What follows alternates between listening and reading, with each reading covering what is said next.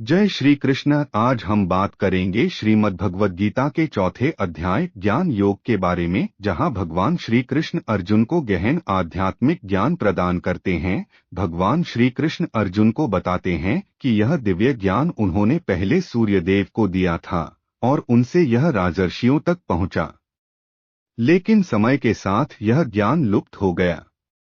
इसलिए अब वे स्वयं अर्जुन को यह ज्ञान दे रहे हैं, क्योंकि अर्जुन उनका प्रिय भक्त और मित्र है। श्री कृष्ण यह भी कहते हैं कि वे साधारण मनुष्य नहीं हैं। यद्यपि वे बार बार जन्म लेते हैं, पर उनका जन्म और कर्म दिव्य हैं। यदा यदा ही धर्मस्य ग्लानिर्भवति भारत, अभ्युत्थानम अधर्मस्य तदात्मानं सृजाम्यहम्, परित्राणाय साधूना विनाशाय च दुष्कृतां, धर्म संस्थापनार्थाय संभवामि युगे युगे। जब जब धर्म की हानि और अधर्म की वृद्धि होती है, तब तब वे युगों युगों में अवतार लेकर धर्म की रक्षा और अधर्म के नाश के लिए प्रकट होते हैं।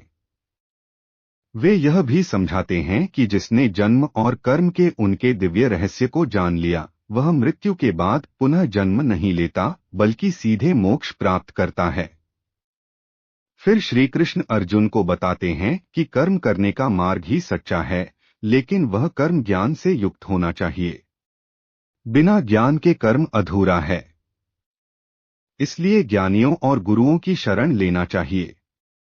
उनके चरणों में विनम्र भाव से प्रश्न पूछने और सेवा करने से सच्चा ज्ञान प्राप्त होता है। तो इस प्रकार चौथे अध्याय में भगवान श्री कृष्ण ने अर्जुन को ज्ञान का महत्व और अपने दिव्य अवतार का रहस्य बताया। अब अगले अध्याय में हम अध्याय 5 कर्म संन्यास योग के बारे में जानेंगे।